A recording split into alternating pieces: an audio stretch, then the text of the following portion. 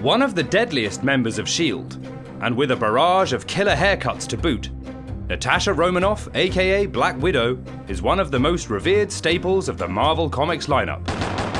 Toting a spotty record from her homeland of Mother Russia, and with a barrage of skill sets stuffed under her signature belt, Black Widow is one of the most formidable Avengers in the MCU canon, with a rich character delineation and history that has spanned the course of a decade. And after the events of Avengers Endgame, we find it wholly appropriate to pay our respects to Miss Romanoff in this week's newest edition of Then and Now.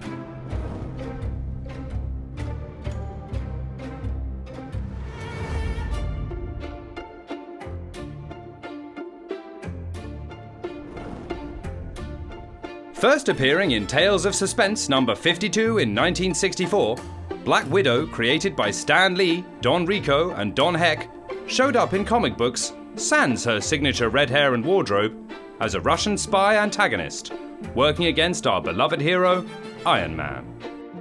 Initially conceived as a villain, Natasha Romanoff would eventually become a more prominent player and hero in the Marvel Comics canon, when she received what would become her signature look and style in July 1970, with the Amazing Spider-Man issue number 76. Black Widow is a character that has had a shaky history, both in comics and in her own fictionalized backstory, which seems wholly appropriate given her status as a citizen of no particular nation. After her initial appearance in 1964, Black Widow eventually defected, after being brainwashed by the US, to the other side, allying herself with characters like the superhero archer Hawkeye, and eventually joining S.H.I.E.L.D. before becoming a full-fledged member of the Avengers. When 1970 came around, Black Widow went from a kind of complementary character to the well-known heroes in the canon, to one possessing her own storylines and spin-offs, including a run with Daredevil from 1971 to 1975. What's most remarkable about Black Widow, and there are more than a few things to marvel at, are the number of times she has crossed over or interacted with other characters in the Marvel Comics canon.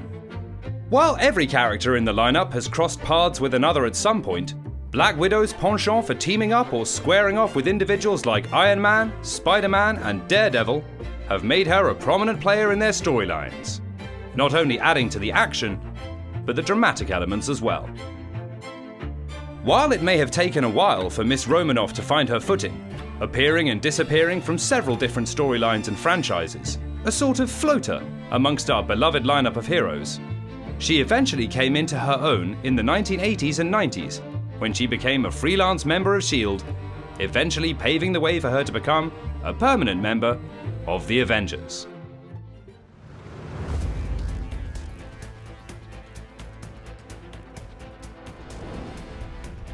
There have been many hints and glimpses and different versions of exactly where she came from and who Black Widow really is.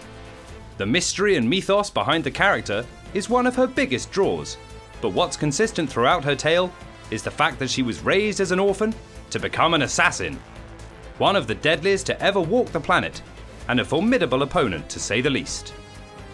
Coupled with her spotty memory and riddled with guilt from her past, the character arc of Black Widow is one of the most conflicted out of all the Marvel characters, and represents so many of the human qualities that audiences can more than identify with.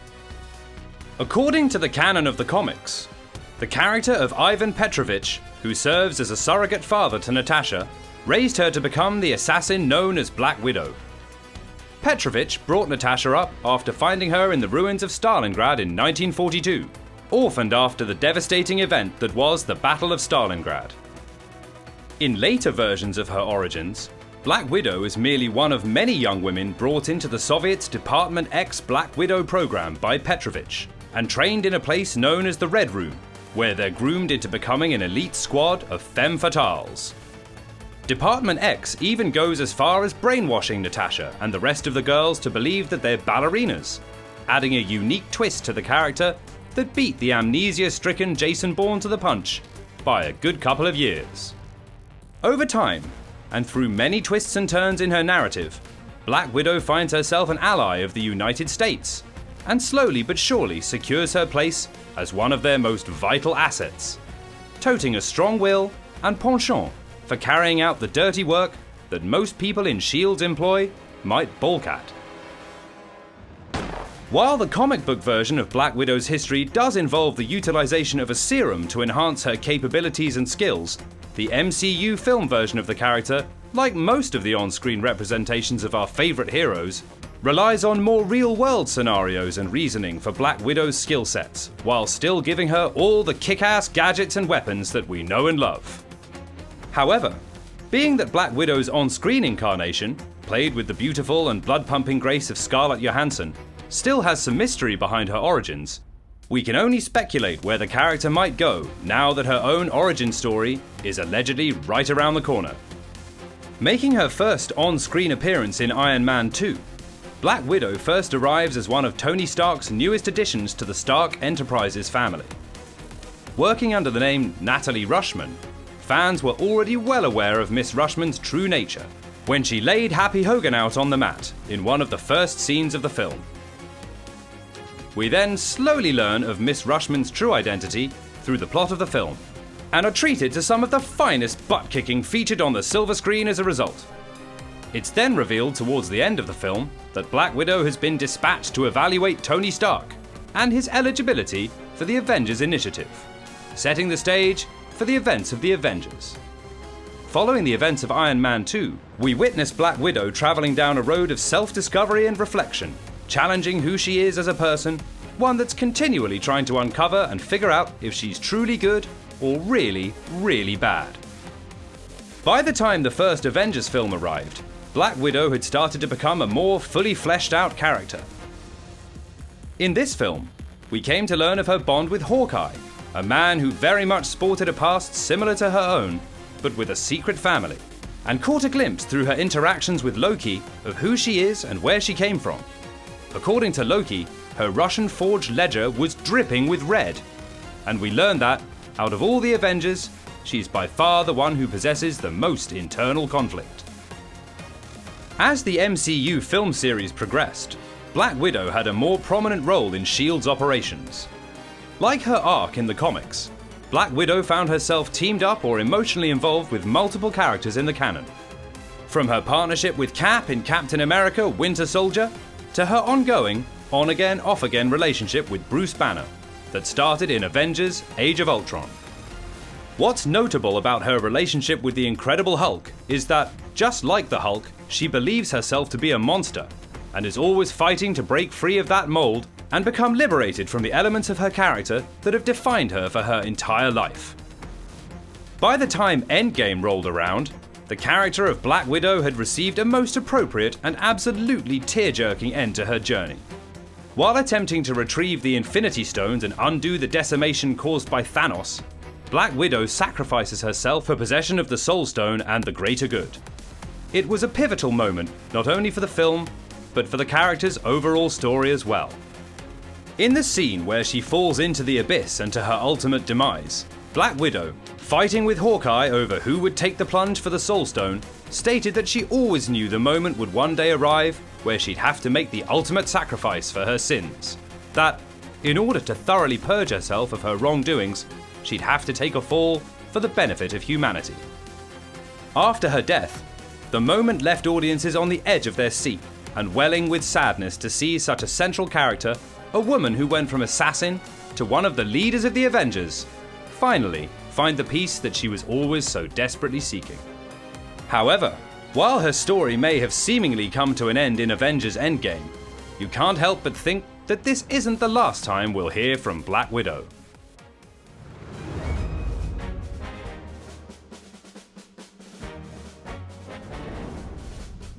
With one of the most iconic and aesthetically pleasing outfits in the Marvel lineup, Black Widow's killer threads are by far some of the most recognized and well cosplayed in the history of Marvel Comics.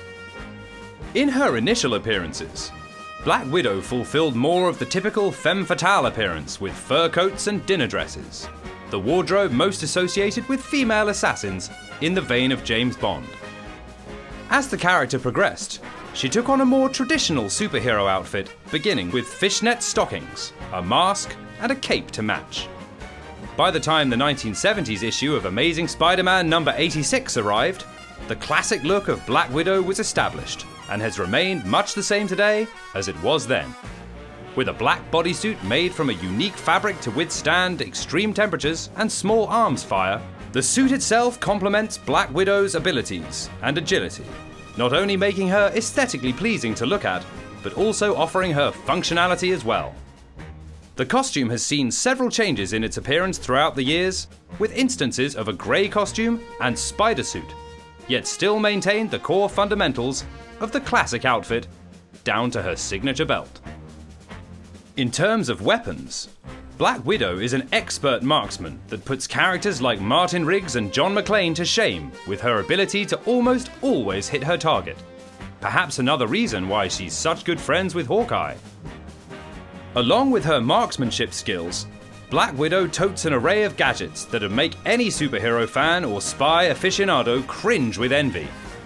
The most well-known of these is her wrist-mounted energy weapons, also known as the Widow's Bite, and featured predominantly in Iron Man 2 during the raid at Justin Hammer's headquarters, and toting an impressive 30,000 volt shock capability. Along with her signature weapon, Black Widow also employs the use of several knickknacks that any good spy or assassin would have, including radio transmitters, grappling hooks, tear gas pellets, and combat knives. Where Black Widow's strengths lay is more within her physical abilities than any actual superpowers. A master of martial arts and various lethal techniques, Black Widow's formidability comes from her physical prowess that has been finely tuned by her time in the Red Room and under the tutelage of S.H.I.E.L.D. In the MCU film series, the look of Black Widow has remained consistent with some variation. The skin-tight black fabric and belt have withstood the test of time, with only her hair colour seemingly changing drastically throughout the progression of each film, including that disaster punk look she was sporting throughout the first half of Avengers Endgame. But don't worry, Natasha, there was a lot going on. While she may not have a traditional costume or superpowers to match, Black Widow more than makes up for it with the variety of tools strapped to her wrists and belt.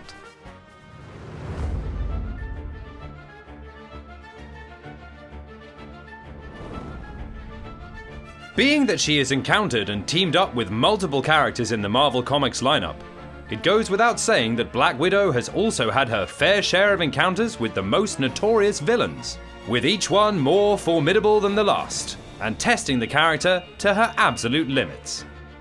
During her tenure with Daredevil, she confronted the serial killer Rose, a villain who specialized in using mind control powers in order to force her victims to kill themselves. Yeesh! It was only when she teamed up with Daredevil that she was able to bring about the end to the sadistic villain's campaign, before bringing forth an inevitable end to her partnership with good old Matt Murdock. Due to her origins in the Black Widow program, once Black Widow had changed teams and begun working for the good guys, she found herself to be the target of the organizations she once worked for, who became hell-bent on seeking vengeance for her disloyalty. Iron Maiden, one of 6 assassins hired by Damon Dran to take out Black Widow, was perhaps one of the most challenging opponents she had gone toe-to-toe with in the comics, who felt that Black Widow's legacy had eclipsed her own. Black Widow also found herself the target of Viper, her counterpart equivalent hailing from Hydra, that Black Widow had to fight tooth and nail to defeat, and showed Black Widow that she was indeed not the only one of her kind. One of the most distinguished villains Black Widow encountered came in the form of Ivan Petrovich, one-time father to Natasha, who ends up once again crossing paths with him and resulting in his supposed demise. It was an experience for Black Widow that forever changed her, and further reinforced the bitter struggle she had in regards to grappling with the sins of her past. In the MCU film adaptations, Black Widow found herself sharing many of the same foes and opponents that the other Avengers went up against, starting with Whiplash in Iron Man 2. Once the Avengers began to grace the screen, Black Widow found herself going head-to-head with Loki, providing one of the first instances that brought forth more of the details of Black Widow's past and set her down the road towards self-discovery and retribution. After the dispatching of Loki, Black Widow went up against Ultron in Avengers Age of Ultron, where Scarlet Witch gave her some visions of her past that she wasn't very fond of. In the films, one of the toughest enemies Black Widow went up against was in Captain America: The Winter Soldier, where she and Cap stood shoulder to shoulder and battled the members of Hydra. In turn, she learned more about the deep-seated corruption facing S.H.I.E.L.D., putting her in a position of going up against and defying the leaders of S.H.I.E.L.D. The standout villain for Black Widow, and pretty much everyone in the MCU, was the Mad Titan Thanos, with her ultimate sacrifice in Avengers Endgame bringing her character arc full circle. Through each successive encounter with these villains, Black Widow found herself tested to the extreme and brought more information to light about her troubled backstory with each interaction.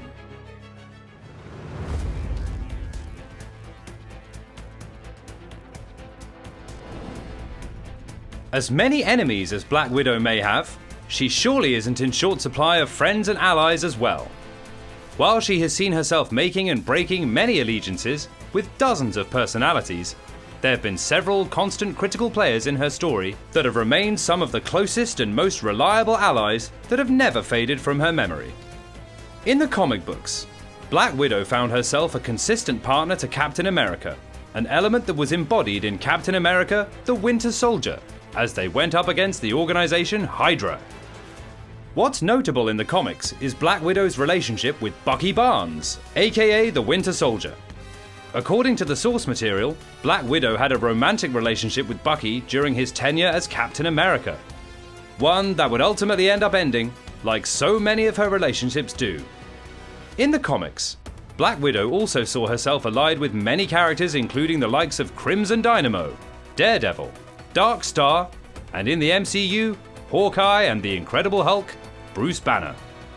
Her relationship with Nick Fury is also a standout, as he mentors her throughout much of the series. Even though Black Widow shared an unshakable bond with Clint Barton that remained consistent all the way up to Avengers Endgame, her love interests are mostly notable and well known across the board. These individuals include Captain America, Matt Murdock, Tony Stark, Hercules, and most notably Bruce Banner, an element that was featured predominantly throughout the MCU, starting with Avengers Age of Ultron. While Black Widow has had her fair share of lovers, it has only been due to her emotional connection with each one that makes these relationships stand out as something more than just mere physical attraction. But we definitely understand the appeal of wanting to get with someone like Captain America. What's noteworthy is that any time Black Widow was romantically involved with someone, her lovers, in a way, reminded her of herself and helped soothe the conflicted feelings that she always found herself battling. Along with her romantic relationships, Black Widow also saw herself going from being a vital player of the Avengers to their unofficial leader in Avengers Endgame, having brought her from being a simple associate to the one calling the shots, in a more than appropriate and satisfying arc that many fans can applaud and appreciate.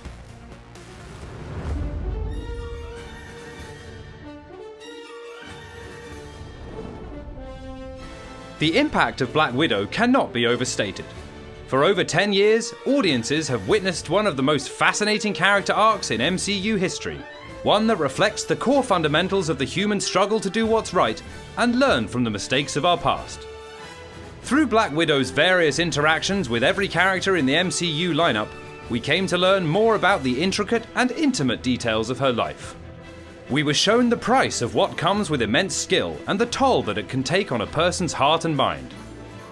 The character of Black Widow is a testament, not only to that of leadership, but one that so eloquently reflects that of the female plight, to not only stand out, but rise above the more dominant and highlighted members of a team. And it was a task that paid off finally for Miss Romanoff by the time she found herself sitting behind the big desk and dishing out the orders. While her on-screen story may have seemingly come to an end, it seems like more than a certainty that Miss Romanoff's tale is quite far from being entirely told, with a Black Widow movie expected to be a part of the MCU's Phase 4. And that's the history of Black Widow. Did you learn something new? Is there anything we may have missed? Let us know what you think in the comments section below, and click subscribe for more videos from your buddies at CBR. Thanks for watching!